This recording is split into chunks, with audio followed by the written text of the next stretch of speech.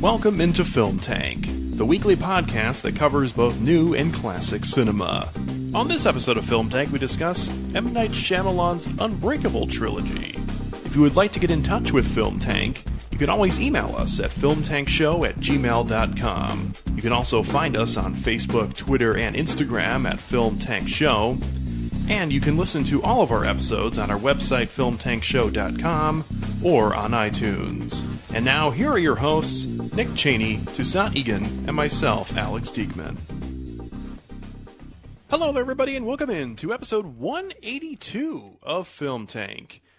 As always, I am Alex Diekman with another guy who is always here, and that is Nick Cheney. Hey. It was a moondog try there. That was good. Thank you. Hey. Toussaint Egan, unfortunately not able to be with us on this episode, but he will be missed. I am sure he would have had thoughts on what we're talking about today. I think so. Maybe he'll write in. Could be. We'll see. Or write in. Hey. Oh, that wasn't like a sex thing. No, Okay. like write in on that's fine. Okay. Okay. I took a different direction. And that's totally fine.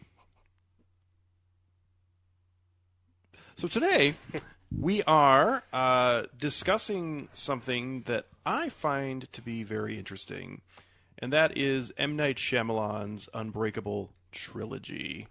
A trio of films that are somewhat... United by a director. Yeah, that's pretty much it. And it is billed as a trilogy only in the third film.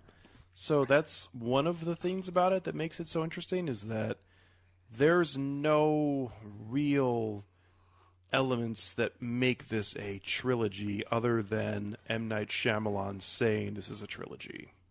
Yeah. But that is what makes it interesting to me, because if you look at the other side of the coin, if this film embraced what it actually was, and that it was a sequel to two separate films at the same time, I think it's much more interesting when you're talking about the new film, which is Glass. Agree. It's more. I agree in that the final product is more akin to a split sequel. Son of a bitch! Not to be confused with the movie Split, which it also is a sequel to, but I meant divided attention between the two previous films rather than connecting them. Yeah, and I actually think the new film, Glass, does a pretty good job of that. Yeah, we'll get into it. Yeah, we will.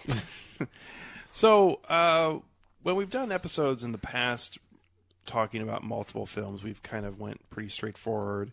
And for this one, we're going to try a different approach and just kind of talk about all of them at once for the most part.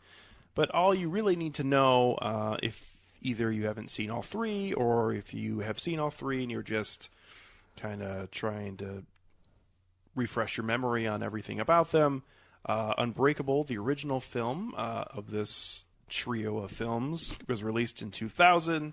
It was really M. Night Shyamalan's second major film after The Sixth Sense. And for the most part, it's kind of forgotten a little bit. It's very underrated. Yeah, I was going to say, even though it has a very loyal following, I would say. But the original film pretty much just starred Bruce Willis and Samuel L. Jackson, although Robin Wright was also a major part of the initial film. And the kid. Yeah, who made his triumphant return, yes, not only to this trilogy, but also to acting. Yeah. As he was out. So he was not the worst part of this movie. Of the new one? Yeah. No, I agree. I actually I found his acting to be kind of endearing, because he wasn't, like, bad at acting. He's certainly not made to act in the sense that whatever.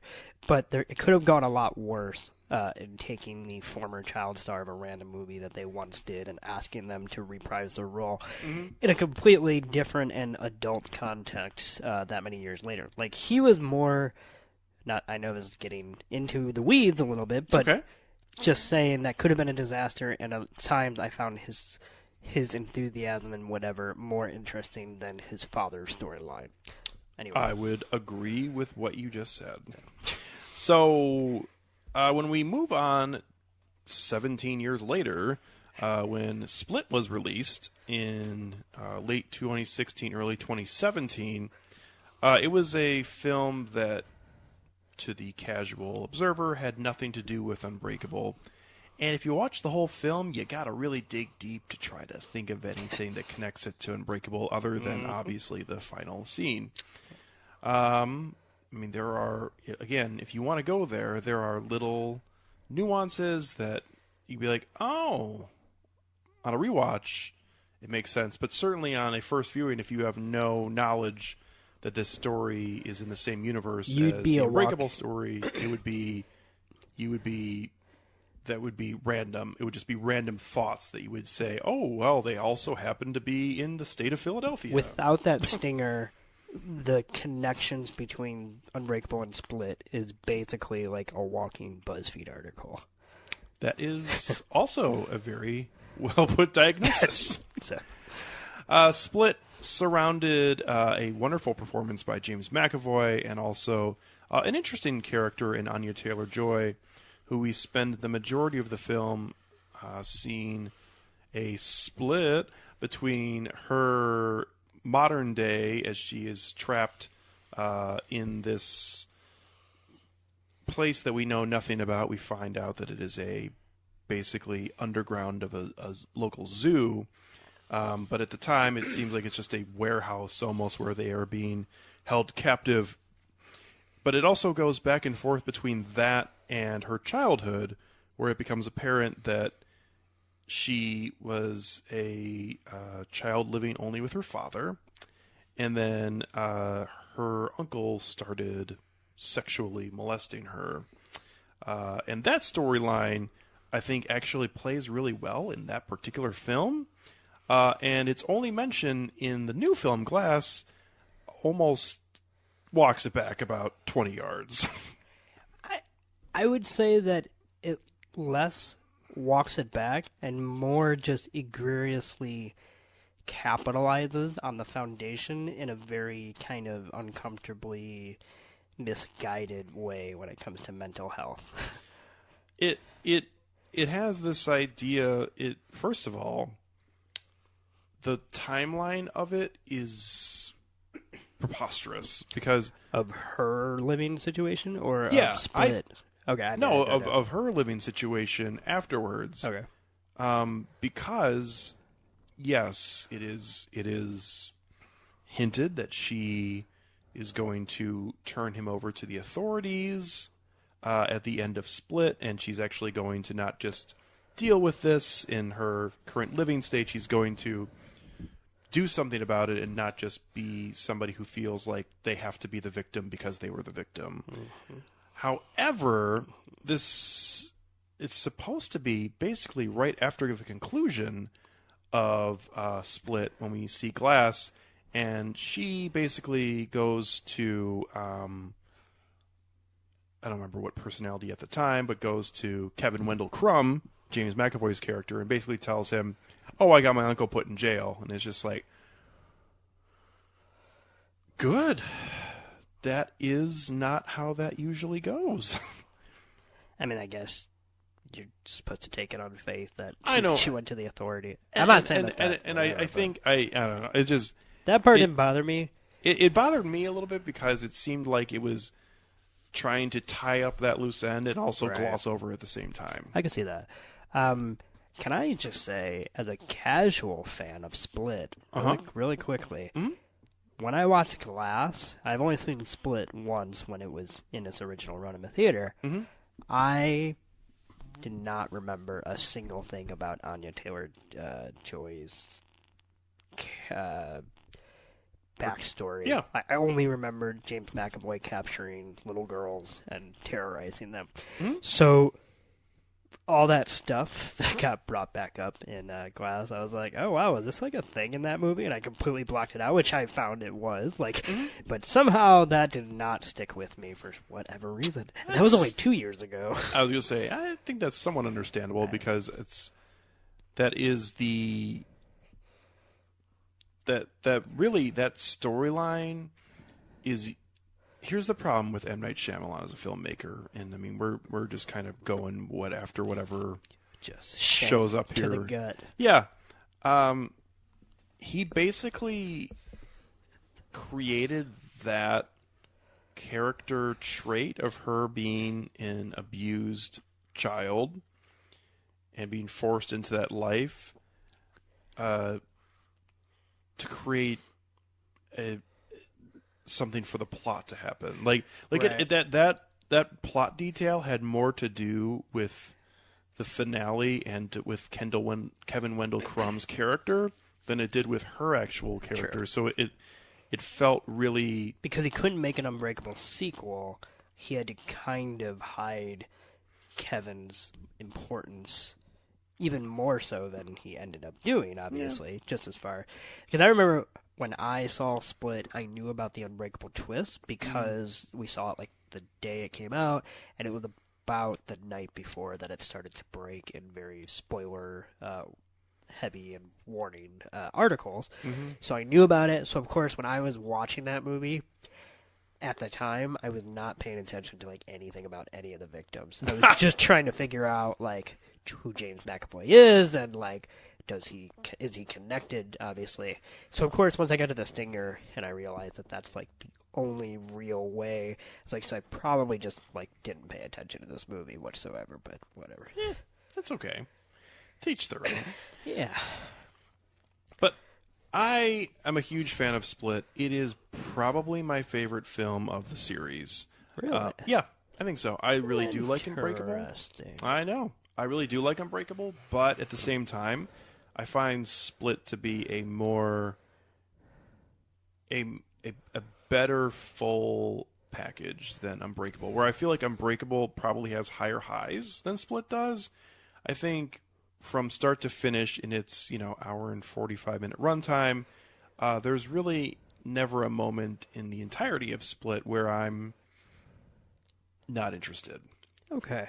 So I can understand that. I think for me, and why I like Unbreakable the best, is that, and this is kind of unfortunate because it's really on me and not really on the films themselves, but Split and Glass both share one common trait, which is that both of them are beholden to another film. Now, to varying degrees, of course. Split is much more of a whole package than something like Glass is, which is heavily dependent on like past knowledge, not even knowledge, but just past familiarity. Like, would you really care about anything that was happening if you hadn't seen a single scene of Split? Or like, you'd comprehend what was happening, but would it matter whatsoever? I don't think it would. No. Glass is a really weird film, though. It is. It's weird because it seems like if DC was trying to make a superhero movie, this is what it would look like. Really? No. I mean more because like, we've seen what it looks like.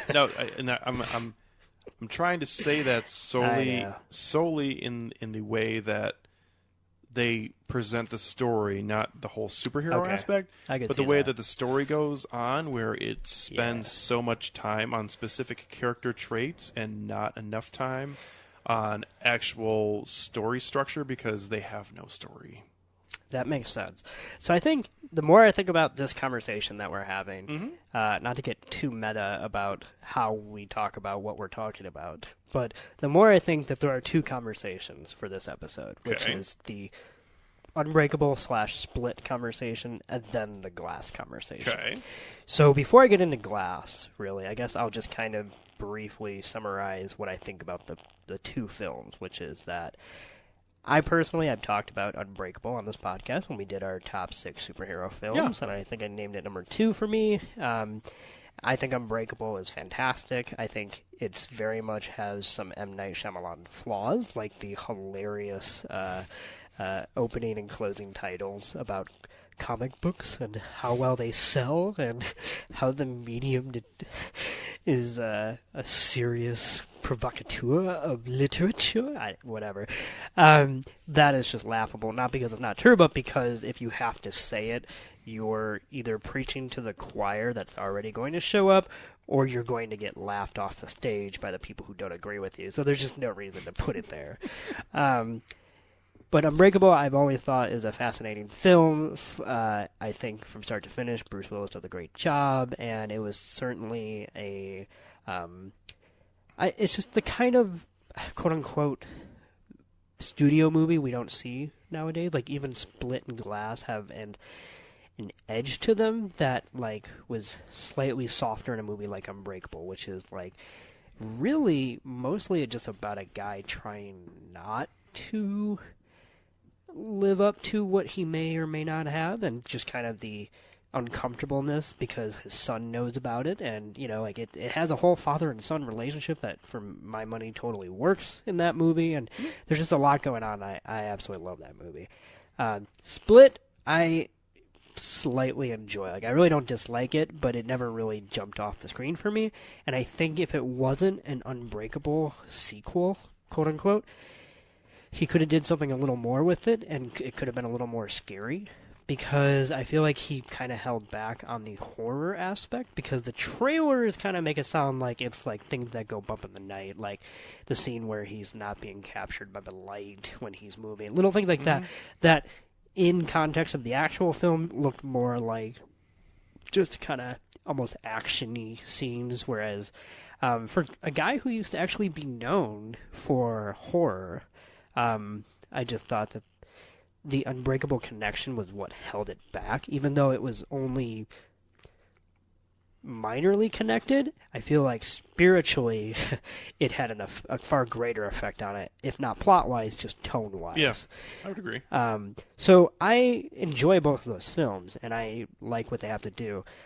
Before I saw Glass, though, I could not tell you how these films connected. And I don't mean that literally. Bruce Willis shows up at the end of Split, and they're set in the same universe. Voila. Like, I got that. Yeah. But the idea that Bruce Willis's superpower and Kevin's beastly split personality disorder, like, just those two things did not mesh whatsoever. And they didn't have to, because they didn't exist side by side in either one of their respective movies. Right. So I accepted it for what it was, even though it wasn't really for me. Yeah.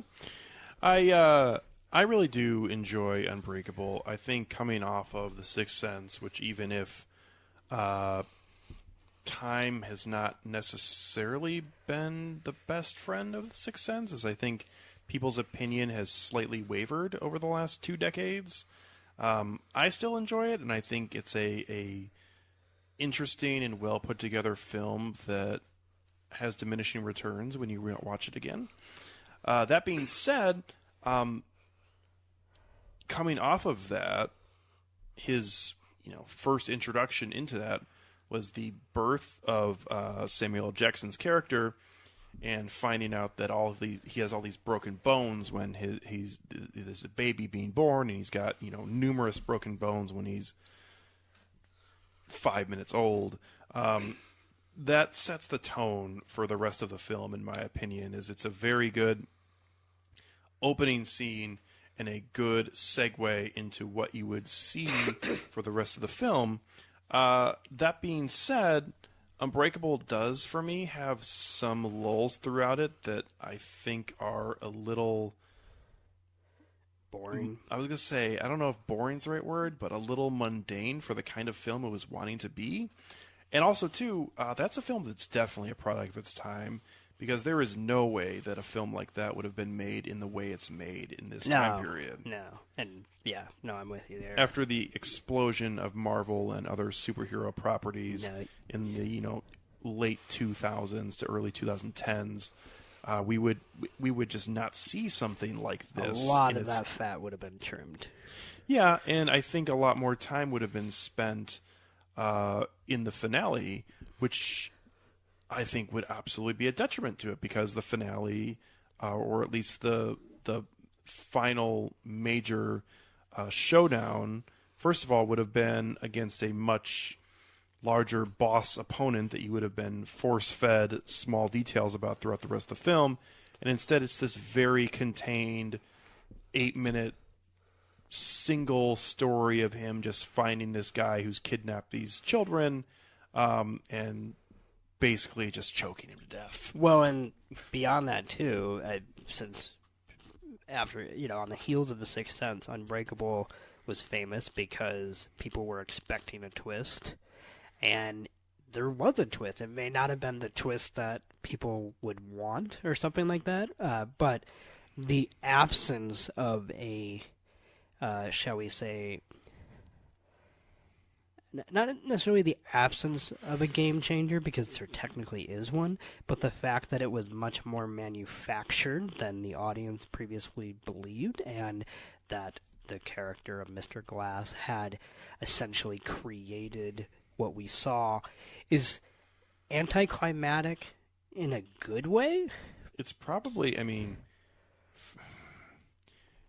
I don't want to say it's better, because the twist in The Sixth Sense, if you know it's coming, you'll never be able to truly... You can't watch that movie for the first time, ever. No.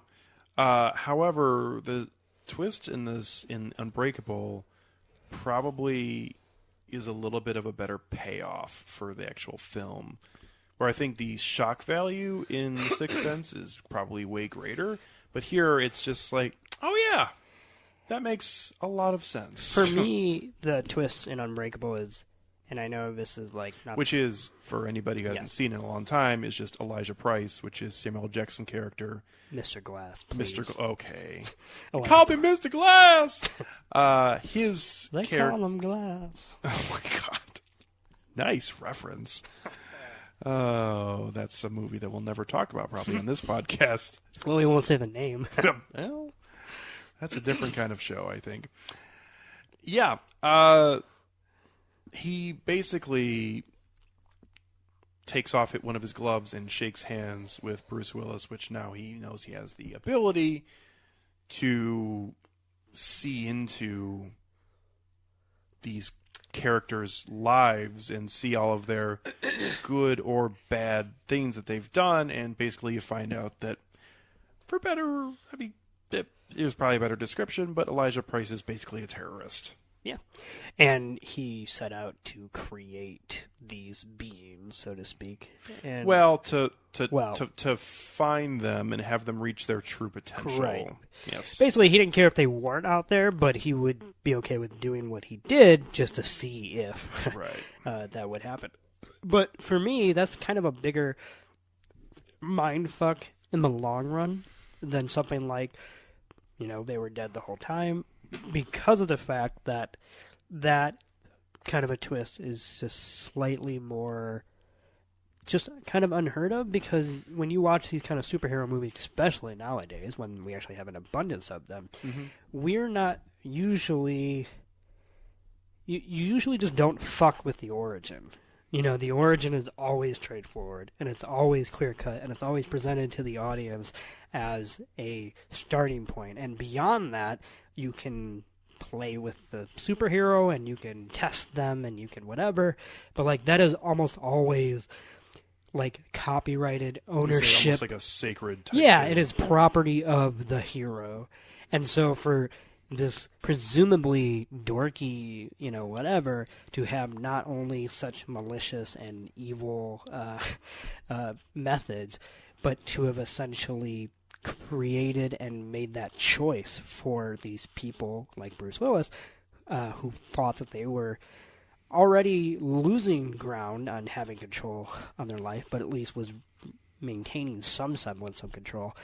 For that to be pulled out from under the character, it I think has the same effect on the audience, which is that the superhero stories that you are being sold are basically made on the blood of others. It's just kind of a dark and just wonderful twist. Anyway. I agree. I think it's a really well put together twist, especially coming off of The Sixth Sense, where everyone was expecting him to do a twist, to have a pretty, I would say, large twist in the film. and save it for it is in the last minute and a half that you find that out. Like, it is at the very end of the denouement of the film. That is like an exit stage left twist. He's literally still trying to get the twist out as Bruce Willis is Bruce Willis is basically Bruce Wallace. As Bruce Willis is basically like, the movie's over, bud. Yeah. I can't fuck with this. They used to call me Mr. Glass. It's so obnoxious. So, Split, or what were you going to say? Oh, I was going to go there. Go ahead. No, I was going to say. Yeah, no, Split. I as someone who went into, I think one of the most important things about going to see Split and why I liked it so much is I've never been an M. Night Shyamalan apologist, and I've never been a huge fan of his. But I've always wanted him to turn his career around in some way, because there's no one else like him. Well, he would tell you that. I mean, in my opinion, generally true, good and bad. Yeah. But that being said, the mystique around him fizzled out probably at The Lady in the Water. And it drowned. Yeah. I mean, he still had people going to the theater for The Village, but after The Lady in the Water came out, everyone jumped off that bandwagon. Wait, did The Lady in the Water... That was before The Happening. No, I was going to say, was that before The Village? It was not. Okay, because I was going to say, The Village was the last thing I remember. The Village was the last... People still going to see, people still talking about the ending, and then it was like, I don't even know people who went and saw Lady in the Water. No. Yeah. No, I've seen about 30 minutes of it. Over a few different I've always times. wanted to watch it because it looks so bad. Yeah. Yeah. You know I would. See, it's one of those things where there's nothing good coming from it. Like, there's no, oh boy, this is bad. It is just terrible. But see, the thing is, I can always watch bad genre films. Yeah. Like, I couldn't sit through a bad sports film or a bad superhero film, but like horror... for the most part, the worst it is, I'm still okay with it. Like, I can get to the credits and then never have to watch it again.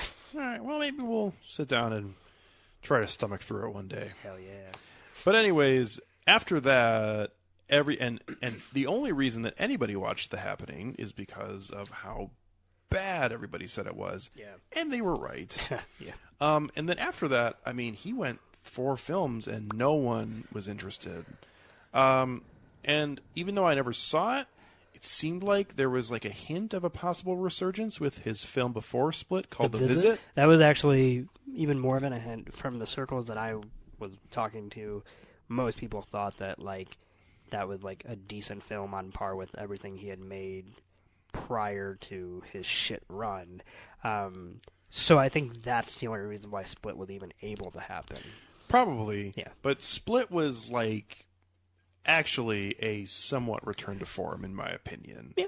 And even if it does not carry the same weight that his original 3 films, I mean, you can throw The Village in there too, but Sixth Sense, Unbreakable, and Signs were films that people went to go see, like regular people, not like you and me. Yeah. So... What do you mean? Yeah. What do you mean, you people? But this film Split was... everything from the opening credits, which I thought were awesome, all the way through the entirety of the film. I just really thought it was a well put together story. I really do think that it would not have been as good if they did not have James McAvoy playing that character. Oh, absolutely. I think he delivered Mr. Filth is just real. He's got some teeth to him. No, I mean, he is a good actor. Yeah. And he's great in this. Yep. I gotta say, a funny story, watching Split in the theater, that was one of the hardest I've ever had to not spoil something for you. Because you did know about the Unbreakable thing, right? I did not. Right. And I just remember reading about it the day before going, oh, wow, that thing that Alex, I think, would be into is going to actually happen or whatever. And I remember... Before we saw it, I wanted to know how much you knew, but I thought even asking certain leading questions was going to ruin it. So I just had to be quiet for the entire night. And so that's hard for me if you've ever met me. Yeah, I can see that. But anyway, it was very fun that you got to experience, especially because Toussaint had no idea what that was because he hadn't seen Unbreakable. So we were like explaining it to him, and I just thought, for whatever reason, I took it for granted that Unbreakable would be a film that Toussaint has seen because it's right up. Seems right up his alley. Comic books and horror and yeah. So anyway. I've already hit on a little bit of what I really liked about this film, and I think that that's all it really needs, because this isn't like a masterpiece, fabulous film, even though I give it a really solid rating. This is a film I would watch any day of the week, and I think it was a very even Sunday. Okay. I just wanted to challenge yes. that phrase. Maybe not this particular Sunday, but some Well, Sunday. you just said any day of the week. So if we're going to lie on this podcast, then I guess we're going to go full lying. You son of a lie. Full lying. Did you say full lion? Full lying. Full lion. Roar. Ooh, good movie.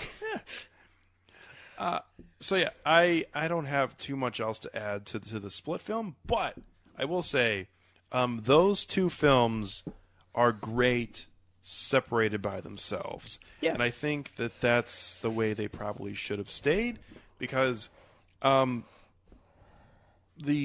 not even really a post-credit scene, because they show the title of the film and then they split. Then they God damn it. Then they go right back into a diner where Bruce Willis is, and basically him being there is just, that's it. I was gonna say, like, it's one of those things where it's like, I like how they don't show him at first, like they're just people in a diner watching the news of the split beasts. That's who I referred to as the Horde, which I don't know how that was a thing, but that's okay. Yeah, and but I just remember when I watched that credits scene or whatever, like. I guess I should have thought about Toussaint, because the moment Bruce Willis then showed his face, I'm like, this is hilarious to anyone without even a passing familiarity to Unbreakable, because without that, this genuinely looks like the twist is Bruce Willis showed up for a scene. Like, there's nothing exciting about it whatsoever outside of the context of what that means in the cinema world. Mm-hmm. But, like, on paper, it is literally just like, Bruce Willis, dun dun dun, and it's just David dun dun dun. Yeah. So, hey, that's his name. That's right. Son of a bitch. Yeah. So it's high roll. Do you have anything else to No, I think this is the moment when we move on. Yes. So it's time to bridge that gap. So 2 things I will say before we get into this. Okay. One, I was excited for this film, and it had nothing to do with the actual film itself.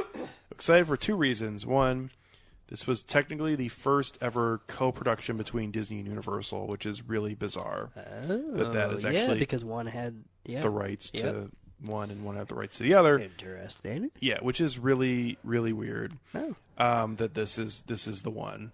Yeah. And the second part of it is that I was fascinated by the idea that there was a film being made that was a sequel to 2 very separate films and not a true continuation of one solid universe. Yeah. Because we don't really see anything like that. Like, and I don't want to say this is unprecedented, but at the same time, in terms of modern popular cinema, like, this is very much unusual to have a film that is a connection between 2 very separate films. It's unprecedented by blunt force trauma. It is certainly, you're right in that it's not done. I can't think of when it's been done, so therefore it's rare at the very least. Mm-hmm. But yeah, when most trilogies are straightforward and they are like they're a straight line. It goes this and that. And I'm talking even the most unique trilogies, like Richard Linklater's Before trilogy, where he decided he wasn't, like, he made that first movie and he had no plans to make another movie. Then 10 years later, he got that itch to check in with those characters, with the same actors, and where those characters would be 10 years later. So then he had a duology on his hand. And genuinely, I believe like he had no plans to make a third one because I think it's pretty safe to say he strikes me, and I would think the cinephile world at large, that he was not one to try to capture lightning in a bottle, more than once. He moves on, whatever. But then he made that third and maybe final film, and all three films are fantastic, but it's still straightforward, even in its uniqueness. Mm-hmm. But here, instead of a straight line, we basically have a V. We have this one movie trying to loom over the two movies that came before. But not really. Trying to, but not succeeding. This is a Unbreakable sequel 19 years later. Correct. When with characters... special guest star... Yeah, special guest star Kevin Wendell Crumb. Yes. And even though I do think that James McAvoy did a very fine job and was very similar to the original film, his storyline is kind of inconsequential in this film. Absolutely. He's only there, apparently, to be an actual force of chaos because the other two won't do that. Right. Even though the story's between them. So it kind of makes no sense that M. Night created a trilogy that leads to a showdown between two characters who are so limp-dicked against each other that they need a separate, wholly inconsequential character to just shake them up to begin with. Like, it's, Yeah.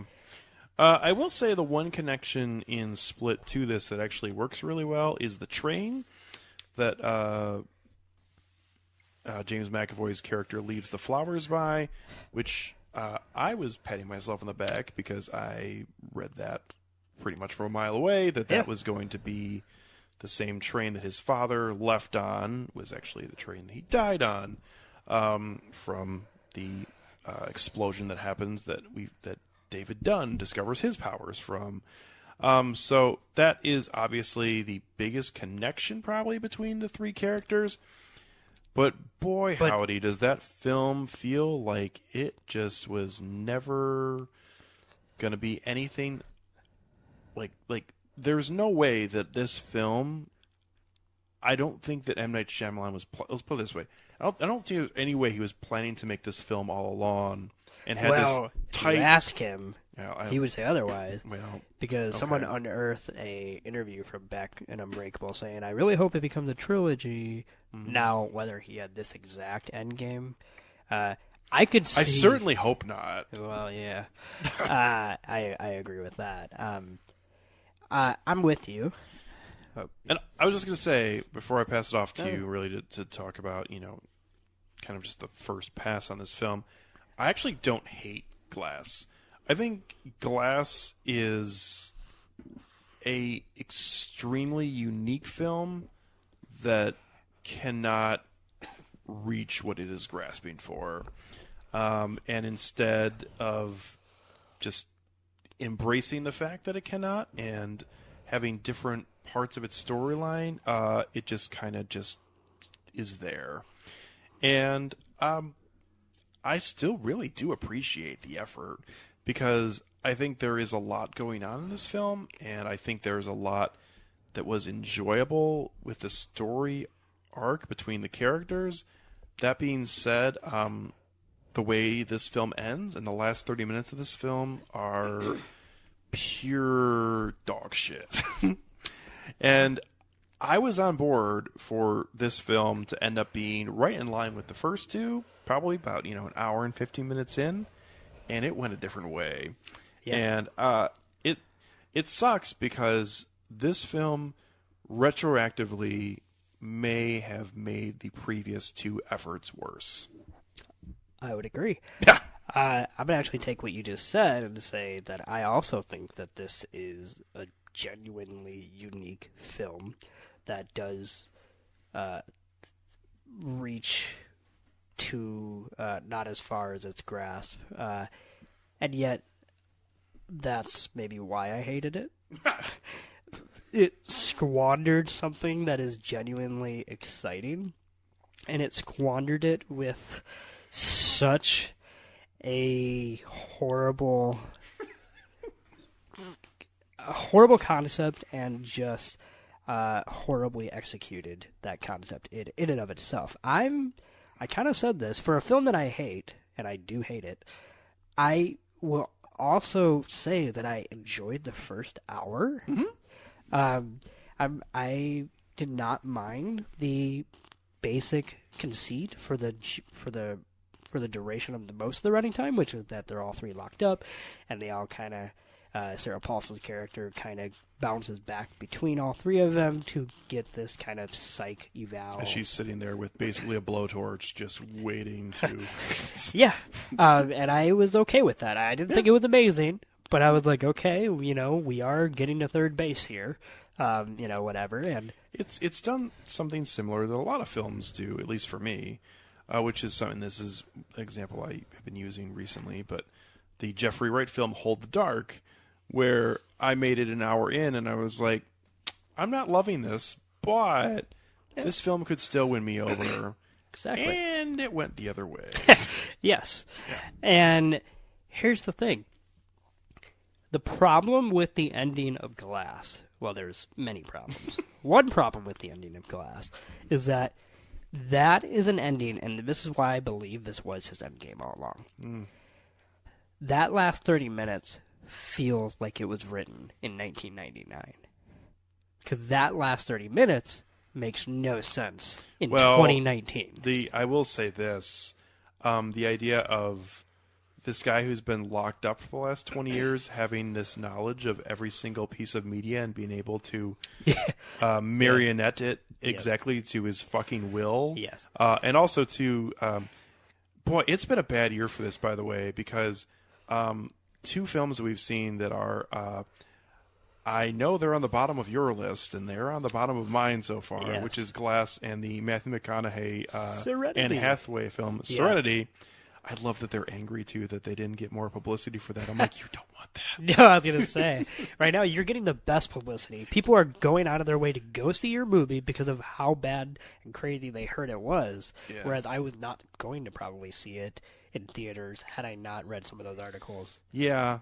But anyways, both of those films have a very poor understanding of how computer coding works. Yeah, no, just absolutely. They have this weird, outdated state of mind when it comes to the very things that they are contingent on. Mr. Glass and Sarah Paulson, to another degree too, talked extensively about comic books. In fact, it's really weird. Like, I get Mr. Glass, even after all these years, why he would do that, but why would Sarah Paulson's character continue to say, like in a comic book? It's 2019. I feel like superheroes exist in and of itself outside of comic books. You know what I mean? Like this film, first of all, this film shows multiple visits to the comic book store, a large comic book store, which, by the way, is half full of Pop Funkos, which is actually probably about right. But at the same time, a very poor understanding of comic books just in general, which is weird because this is from a person who's trying to champion them, and it's really weird. It makes no sense because Sarah Paulson's character, who is, and I know obviously we find out she has a different motive and a different career than she was presenting. So buying out whole restaurants for a meeting. Yeah, well, they weren't buying out the restaurant because there was that one random guy who was just chilling, and they were all waiting until he was done with his meal. I'd watch a movie on that. I'd watch a movie just on that, on somebody figuring out that this is weird that no one has gotten up and left. So here's the thing. I'm still here. That reveal is actually not a bad reveal in theory, because I am all for any movie or piece of media that will, in 1 millisecond, shatter the reality of what you're watching with no explanation at first sight. So people literally... In fact, there's a great Twilight Zone episode where an actor goes back in time, and you think that's going to be the big twist and whatnot. Mm-hmm. But it turned out he didn't go back in time. And the bigger twist is that after he walks through a room and goes to a party and relives one of his moments, that when he walks out of that room, everybody in that bar stops and freezes because they're actually actors that were just performing a scene. Oh. And that is similar to... not obviously the plot. Speaking of Twilight Zone, yes, you looking forward to the Jordan Peele Twilight Zone? Yeah. Oh my God, yeah. I thought that was the best commercial from the Super Bowl. Yeah, I haven't obviously watched that many, but I watched that one, and I very much enjoyed it. I think it fit right in with where it was presented, and I think it was well done, and the idea of Jordan Peele being that person now is something. You know, when I heard Jordan Peele was going to be the creator of this new revival, mm-hmm. I was super excited because I was like, oh man, he's been doing great things with, obviously, Get Out and possibly with Us, which looks fantastic to me. Mm-hmm. But I'm like, he is actually the perfect choice because Get Out was such a socially conscious horror idea that, you know, that's what the Twilight Zone was. And not only that, but he comes from a background of sketch comedy, which means he is ingrained to writing ideas and premises and just milking them, and then the moment there's no more milk, just getting out of that. And so that's what the Twilight Zone is. And I didn't even realize that I also am going to fucking love him as the host because I didn't know if he was going to be like a good Rod Serling equivalent, but that commercial completely won me over. I agree. I think it's a tall order because I don't think there is anyone who could live up to that. So it'll be interesting to see exactly what that is in this series. But yeah. What I'm excited about, and this is what every revival has done in the past, but I think it's the right way to go, is that they're doing remakes of classic episodes and original. So it's like, if one doesn't work, hopefully the other one will, you know. So I'm all for that. And I will say, as a TV nerd, the only complaint I would have about that commercial is the glitching mm-hmm. of the, you know, presentation mm-hmm. leading into the Twilight Zone. So it's a bit more Outer Limits than it is Twilight Zone, but that's just me. That's just me. Anyway. That's probably a fair assessment for somebody like me who is not a one of those people. I watched that commercial, and that was the first thing I thought, and I was like, God damn it, I'm a nerd. Yeah. Because I was just like, well, technically speaking, the Outer Limits opening narration would tell you not to adjust the dial or the channel and that the TV was not broken. Now, Itchy successfully struck Scratchy's rib at the same time, but yet produced a different sound. I hope someone got fired for that. Someone was fired for that blunder. Oh, yeah. Anyway, back to Glass. Yeah. Unfortunately. Yes. Here's the thing. I want to dissect a few random notes. Okay. One thing. So Mr. Glass, the big twist of this movie is that, and I'm saying this like as a not one little thing, but basically that Mr. Glass had orchestrated what you're seeing in Glass, which is that he wanted to get locked up with these two people, which in my opinion makes no sense as to how he would affect anything after he was locked up himself. Anyway, whatever. But he wanted all this to converge, all three of them, so that way he could play out this ridiculously convoluted but completely manipulated, isolated incident in which all three of them would die, fighting each other. But all three of them be killed by the whatever police force that Sarah Paulson's group has. But yeah, but that it would all happen at the same time, even before they got to whatever they were going to pretend to go to, at least, and that it would be captured by video cameras, and the world could actually believe in superheroes and all that. Okay. Yeah. So here's the thing. What is it about this world that would not believe in superheroes if... Like, what was it about this plan that needed to happen for him to achieve that end goal? There's really nothing. So it seems like most people are behind the idea of there being these supreme beings. Yeah, only Sarah Paulson, who we find out is really just an antagonist in disguise who is trying to put them down. Mm-hmm. So technically her veneer is fake, and she also believes in superheroes because she knows better. She just wants to eliminate them so that nobody...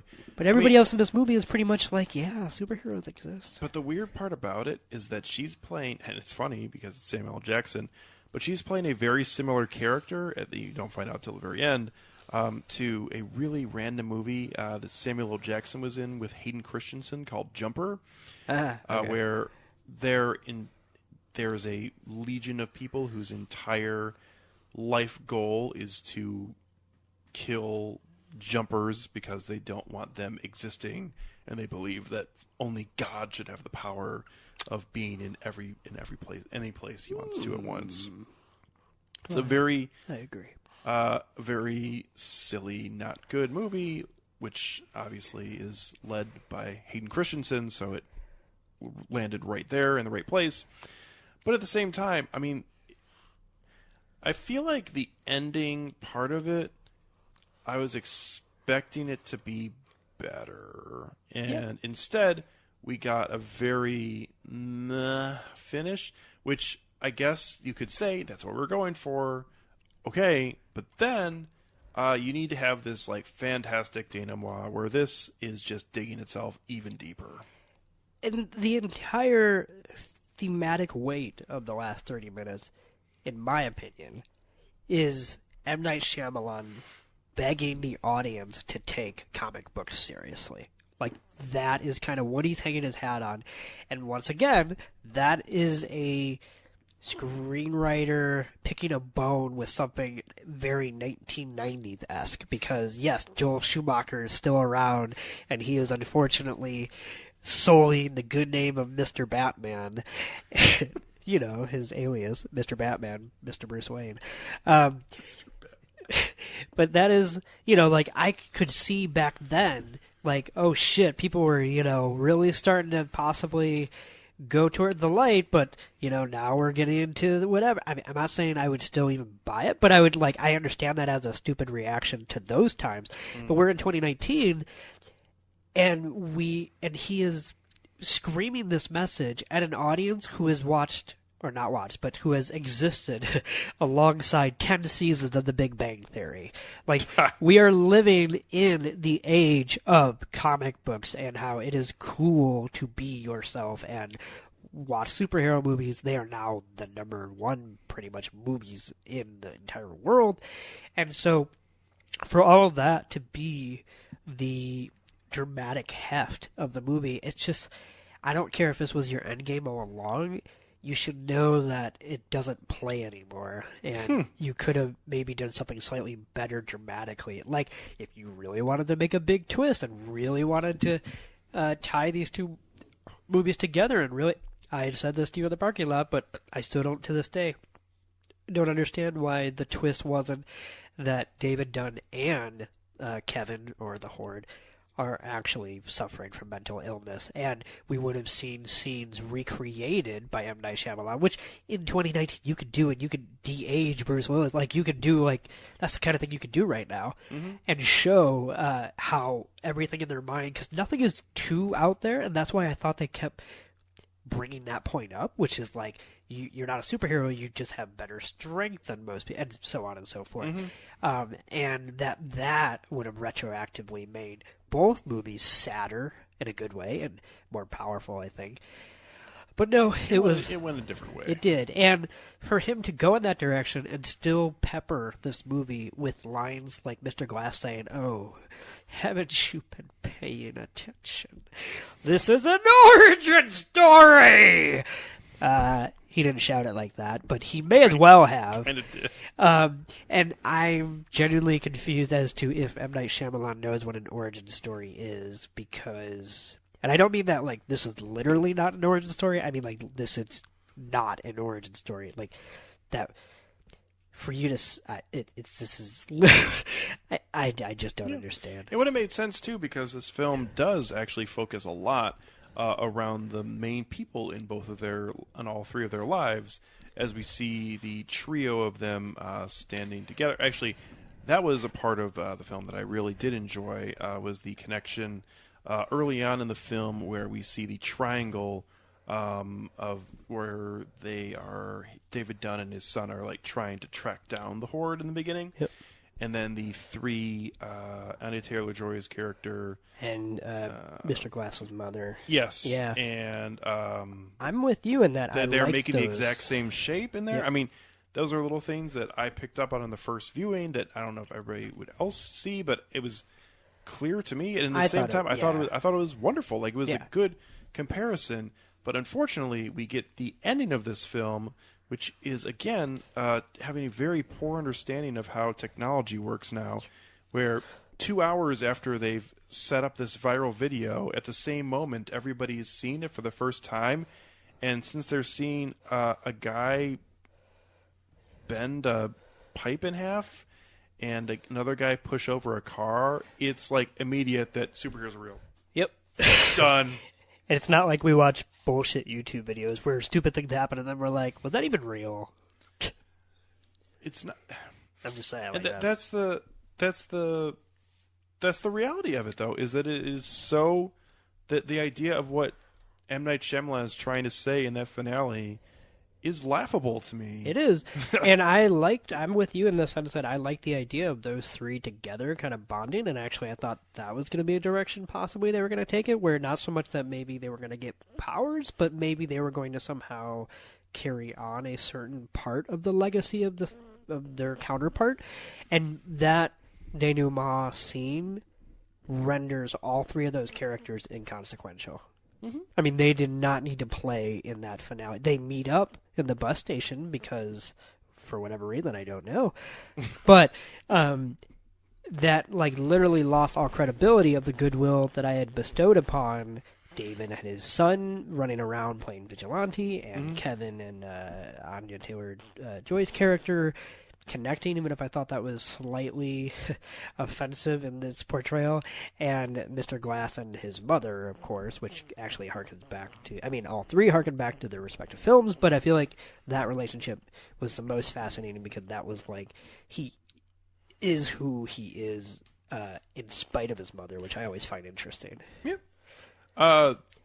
One of the things I definitely enjoyed about this final film of the trilogy was I actually thought Anya Taylor-Joy and James McAvoy's relationship, I actually liked it a lot, actually. I can't. I'm saying actually like 4 times there.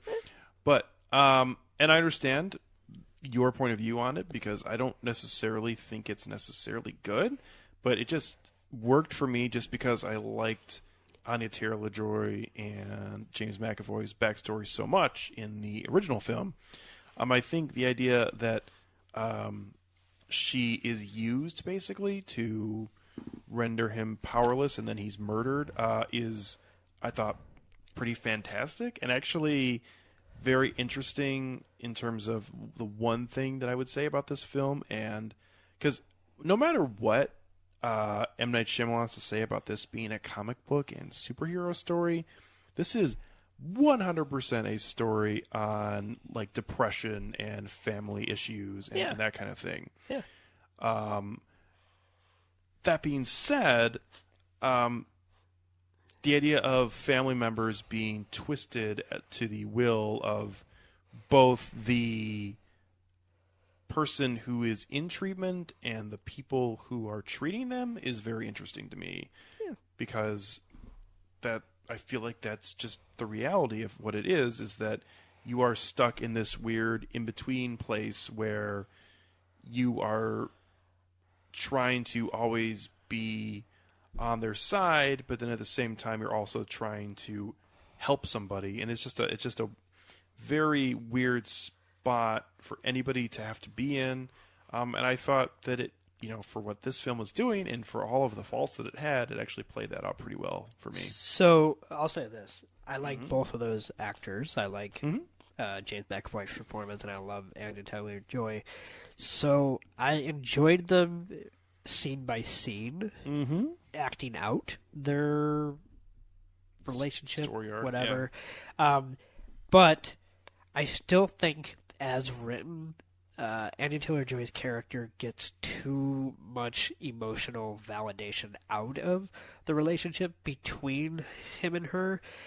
There's a little too much, almost, and I hate to say this, but there's a little too much empathy given from her to him as, like, both victims of abuse, which is not to say that they are not, and not to say that neither one of them may deserve sympathy in the right context. Mm-hmm. But the idea that, to me, however unintentional, this movie presents a relationship in which Anya Taylor-Joy basically has to put aside her abuse to allow a man to get over his abuse, even though he inflicted her abuse onto her, and yet presented as a connection of wounded animals. Just completely missed the fucking point for me, and just kind of ticked me off. Okay. But I liked their performances. Okay. I liked... That's about it, actually. Yeah, that's yeah. So, all that being said, this was a very interesting collection of films for me. And I think, for the most part, I will look back positively on this as a trilogy, even though I feel like the ending of it really set a bad tone for the rest of the films. Still, I feel like, the first 5 hours and 20 minutes of the 6.5 hours of these three films is actually pretty good. So overall, I give Unbreakable 3.5 out of 5. I give Split 4 out of 5, and I give Glass 3 out of 5 for now, even though I was a little bit lower to start off with. But there's a positive net worth right there. Yep. I overall have to say I feel like I actually enjoyed Glass, even though the last half hour sucked. And I think the reason why it pushes its way into a positive rating for me is just because I did enjoy the storyline between the characters from Split in this film. And I think that's what sucks about it, is that, and that's where M. Night Shyamalan missed the mark here big time, is that felt good to me, and everything involving David Dunn and Elijah Price felt like it had no business being here. And it was just here to move along this wacky story that he can claim he's been planning for 20 years, but felt like he wrote it on a cocktail napkin. So, overall, I give a positive, I don't want to say review, but I give a positive stamp to this entirety of a collection of films. It's really not a trilogy, but it is definitely something. Yeah. Yeah, going down the line, as of right now, I would give Unbreakable 4. Okay. Last time I watched it, gave it 4.5, but Okay. I gotta admit, until I rewatch it, it just got knocked down a little bit of a peg because of this grand scheme by courtesy of one M. Glass. I'd give Split a 2.5 out of 5 because I really didn't mind it, but I felt like if you would have just excised Unbreakable altogether and all of its Easter eggs or stingers or just overarching shadow, it could have been a fun horror movie that it didn't end up being for me. Mm-hmm. And I would give Glass a 1 star out of 5, just barely missing the half-star threshold, because I still think M. Night Shyamalan is a great filmmaker. He's just a horrible storyteller. And I feel like that's what happened here. And I also... It's weird to talk about these movies, because while I think only one movie is successful, truly out of the trilogy, I would say that I would give the entire trio a stamp of approval, in the sense that every cinephile should watch all three and see this very weird and unique experiment that for me failed, but no less got made, and with a budget, and it's crazy. But because Glass ended with M. Night Shyamalan saying, "Thank you for coming to my TED Talk," I'm never going to look at these films the same way again, which is a shame. But so yeah, overall, it's an indelible mark in the Hollywood landscape in the last 20 years. But so are stains. Well put, sir. If you out there have any thoughts on any of these particular films, Unbreakable, Split, or Glass, or want to talk about them as a whole, feel free to get a hold of us at filmtankshow@gmail.com. So coming up on our next episode, a film that I know Toussaint is definitely interested in, and a film that I randomly am interested in.